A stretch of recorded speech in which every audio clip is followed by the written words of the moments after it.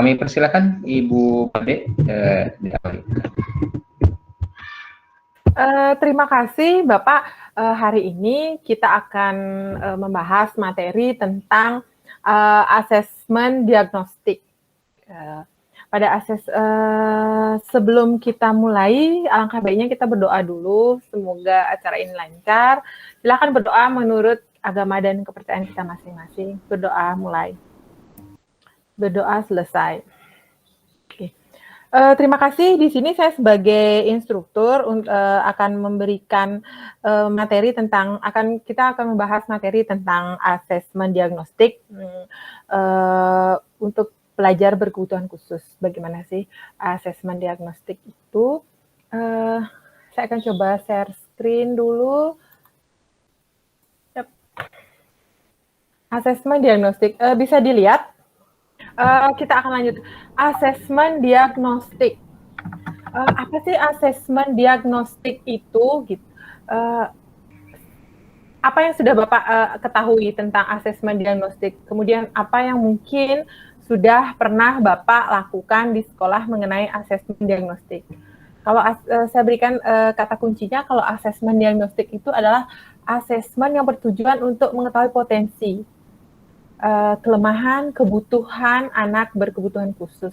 Kalau kita di kebutuhan khusus itu, kalau yang direguler kan ada dua macam aja asesmen diagnostik, itu akademik, non-akademik, dan kalau kita yang di pendidikan khusus itu ada lagi asesmen perkembangan. Nah, apa yang sudah pernah Bapak lakukan mungkin di tempat kerja masing-masing mengenai asesmen diagnostik ini? Silahkan.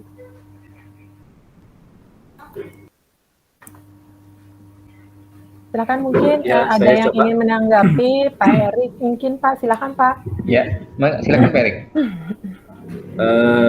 Terkait asesmen diagnostik, sejatinya untuk di pendidikan khusus di sekolah luar biasa itu menjadi sesuatu yang sangat mutlak adanya, sehingga di dalam praktiknya setiap guru harus sangat paham dengan asesmen.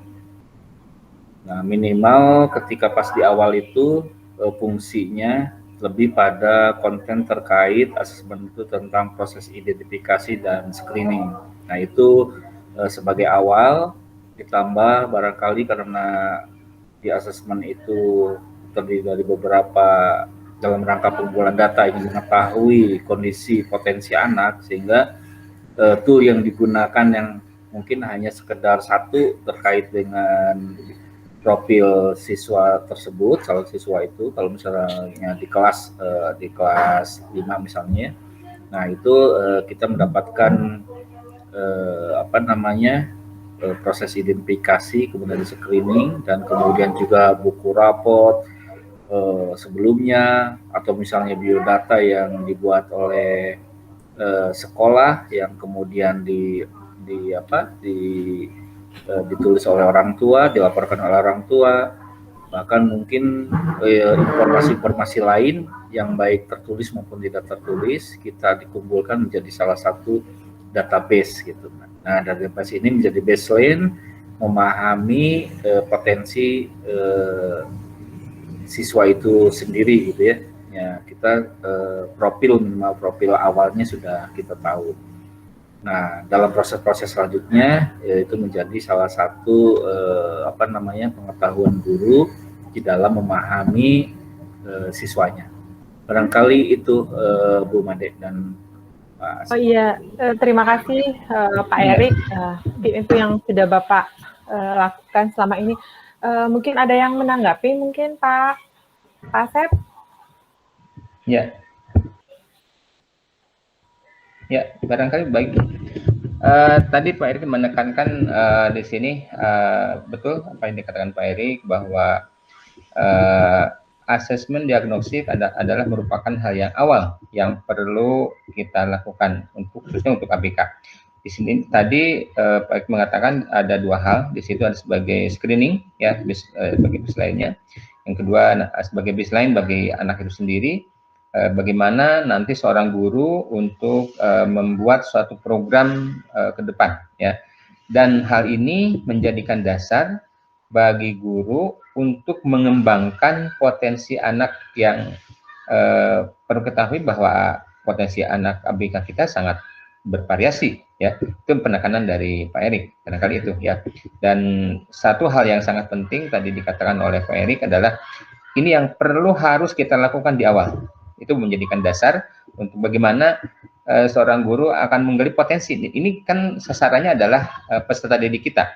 Nah, di sini seorang guru akan menjadikan sebagai acuannya dari kemampuan apa yang sudah didapatkan oleh yang sudah dimiliki dan kemampuan apa yang belum dimiliki. Nah, itu dasar dari Pak Erik tadi.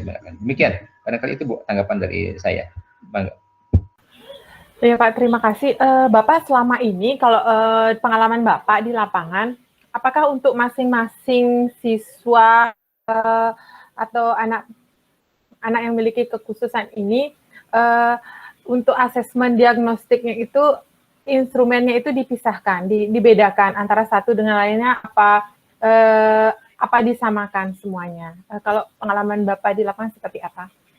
Mungkin siapa dulu, Pak Erik atau Pak Asep? Ya, saya kira di dalam proses pengumpulan data itu kan perlu waktu. Artinya mungkin hari pertama itu kita akan memasuki beberapa data yang masuk, bisa dari sekolah ataupun kita sendiri membuat tool sebagai instrumen asesmen terkait dengan ingin mengetahui sebagai baseline-nya.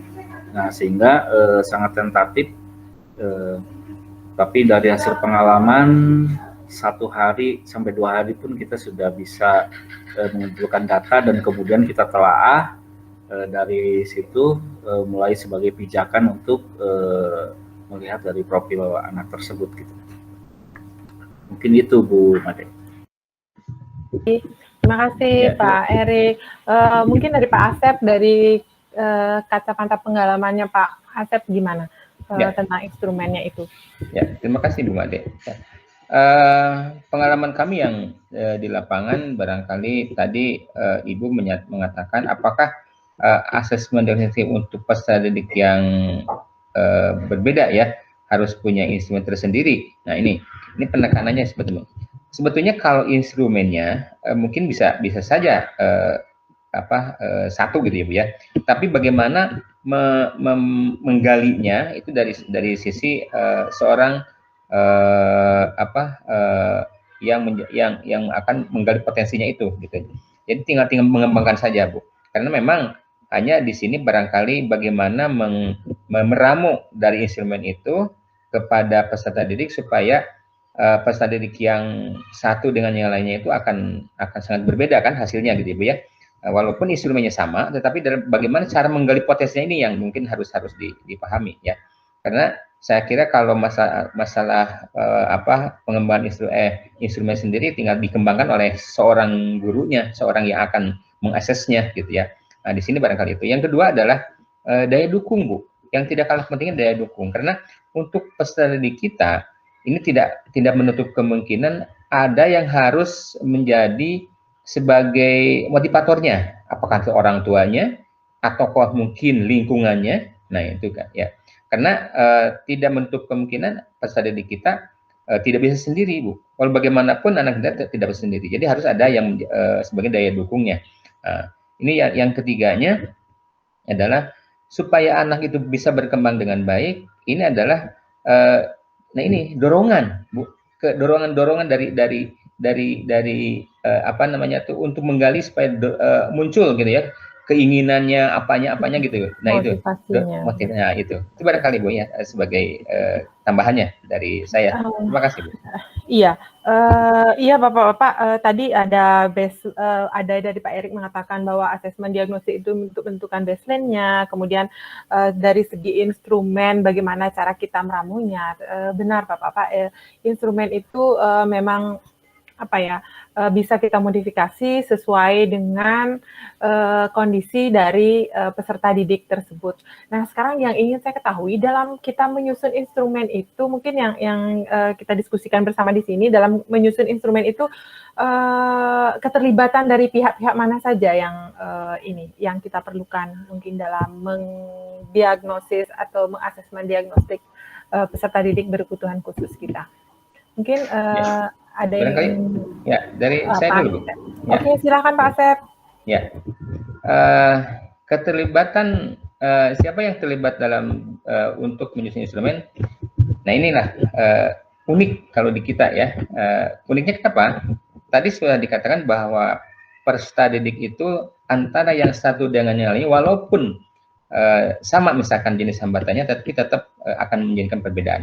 Nah, siapa yang terlibatnya di sini adalah tentu seorang guru sudah jelas ya gurunya atau sebagai yang itu. Yang kedua adalah mungkin orang tua juga, Bu. Orang tua yang akan menjadi orang tua bukan akan membantu, tapi membimbing, mengarahkan, gitu ya. Sebagai itu. Yang ketiga barangkali teman dekatnya, teman yang mungkin dengan dia. Karena apa? Kadang-kadang malu, kadang apa? Tapi kalau dengan temannya dirangsang bagaimana itu. Yang ketiganya barangkali yang harus kita pahami bersama, ya apa namanya tuh, ya di samping orang tua mungkin juga nanti di situ ada orang tua dan teman sejawatnya saja barangkali. Itu saja barangkali, Bu. Hanya dua aja, Bu. Terima kasih, Bu. Tadi Pak Asep sudah mengatakan bahwa yang ikut terlibat dalam penyusunan instrumen mungkin menggali informasinya itu orang tua dengan guru ya, guru itu sendiri dibantu oleh informasi dari orang tua atau teman sejawat. Mungkin dari perspektif Pak Erik ada tambahan Pak mengenai pihak-pihak yang ikut berkolaborasi? Ya siap. Tentunya ketika kita membuat tool gitu ya tentang instrumen asesmen diagnostik ini, apa yang akan dibutuhkan, misalnya terkait dengan ingin mengetahui tingkat kreativitas. Nah tentu kita sebagai seorang guru akan mengkonstruksi instrumen tersebut dari aspek lingkup tentang kreativitas. Nah di situ ada indikator-indikator yang kemudian dikembangkan menjadi sebuah item-item pertanyaan yang dibuat bisa berupa nantinya konsep tentang observasi ataupun nanti ke bentuk-bentuk pertanyaan yang sifatnya angket, baik di angket itu ditujukan kepada personalnya ataupun ke lingkungannya, misalnya orang tuanya ataupun orang yang terdekatnya. Nah jadi sesuai dengan kebutuhan dan tentu memang sangat subjektif hasil penilaian dari guru tersebut untuk melihat dari aspek kreativitas. Kalau misalnya ingin didiagnostik ini sebagai bentuk ingin mengetahui dari sisi tingkat kecerdasannya, mungkin ada tes EQ gitu ya, tergantung dari sisi usianya mau menggunakan Simon Binet atau Wechsler begitu kan. Nah itu karena ada kompetensi khusus yang menangani itu, kita pun akhirnya tidak bisa membuat instrumen itu karena harus diukur tingkat validitasnya, sehingga kita menggunakan ahli lain, psikolog dan sebagainya. Nah sehingga dibuatlah rekomendasi untuk terjadinya tes itu, dan itu menjadi kita kumpulkan untuk kreativitas, dari tingkat kecerdasannya seperti apa, dan kemudian kita pun ingin mengetahui ada persoalan di motoriknya enggak. Nah tentu ini harus ada instrumen tes terkait motorik. Ada yang memang bisa dibuat oleh kita, ada juga yang harusnya kalaupun memungkinkan adalah oleh ahlinya dari psikoterapi fisiologi ya, yang ahli fisiologi yang mengarah tentang bagaimana kondisi badinya, kondisi motoriknya dan sebagainya. Instrumennya mereka lebih mumpuni sehingga kita menerima hasil, ataupun kita juga bisa sebetulnya dari aspek itu perkembangan, mau dari perkembangan bahasanya dan sebagainya, kita bisa mengkonstruksi sesuai dengan kebutuhan. Nah data-data yang semua itu kita kumpulkan dan akhirnya setidak-tidaknya mempunyai sebagai guru, sebagai awal kita bisa menganalisis dari sisi kemampuan, dari sisi kreativitasnya seperti apa, dari sisi intelektual seperti apa, motornya seperti apa. Nah data apa lagi yang kita inginkan misalnya, oh mungkin karena dari kacamata kita ada persoalan di fisiknya, selain itu mungkin kita ingin tahu riwayat. Nah, mungkin kita membuat instrumen dalam rangka mengidentifikasi kontennya. Nah, itu bisa kemudian kita sodorkan ke orang tua proses wawancara. Nah, mungkin itu yang tahapan-tahapan itu sehingga kita akan utuh memahami dari memahami siswa secara keseluruhan. Nah, data ini kita sebut menjadi baseline-nya untuk proses selanjutnya. Nah, begitu barangkali. Terima kasih Pak Erik. Tadi penjelasannya kita sudah membahas ya Bapak-bapak tentang bagaimana asesmen diagnostik itu gitu. Apa yang nanti asesmen diagnostik itu merupakan baseline dan pihak-pihak yang ikut terlibat dalam mengasesmen. Mungkin tadi sudah banyak sekali pembahasan yang kita lakukan untuk merefresh untuk merefresh pikiran kita. Mari kita icebreaker dulu ya. Sekarang icebreaker-nya itu simple saja. Mungkin bapak-bapak maunya kayak gimana? Kita tebak kata ya. Tebak kata. Misalnya dari kata apa, kemudian apa sih namanya? Saya memberikan satu kata, kemudian Bapak menyambungnya menjadi kalimat yang terkait dengan topik asesmen diagnostik ini mungkin ya. Saya coba dari kata anak. Silahkan Pak Asep deh. Oh, boleh. Terima kasih. Wah. Anak ya Bu ya. Nah, ya. Anak adalah merupakan suatu potensi yang harus dikembangkan. Nah, potensi anak, khususnya anak yang luar biasa, maka perlu adanya penggalian informasi melalui data. Itu barangkali Bu. Oke, ya, berarti terakhir katanya apa? Data ya? Ya. Mungkin silahkan Pak Erik dari data yang terkait dengan asesmen diagnostik ini apa? Data banyak rupanya, baik yang sifatnya informatif ataupun sesuatu yang dokumen, ataupun dari sebuah tayangan, slide dan sebagainya, itu menjadi sebuah data atau informasi yang kita peroleh untuk melihat dari profil siswa itu sendiri. Ya. Oke. Berarti banyak yang bisa kita kembangkan yang terkait dengan asesmen diagnostik ini. Mungkin Bapak dari hasil pembahasan kita tentang asesmen diagnostik tadi sudah dikemukakan tentang baseline-nya, kemudian daya dukung, dorongan, kita mengasesmen dia secara akademik, non akademik, kemudian bagaimana kekhususannya sudah kita bahas. Jadi sekarang kita bisa menyimpulkan bahwa tujuan dari asesmen diagnostik ini apa ya? Itu mungkin ada yang ingin menyimpulkan antara Pak Erik atau Pak Asep, silahkan. Kemudian sasarannya itu gimana? Silahkan Pak. Siapa duluan nih?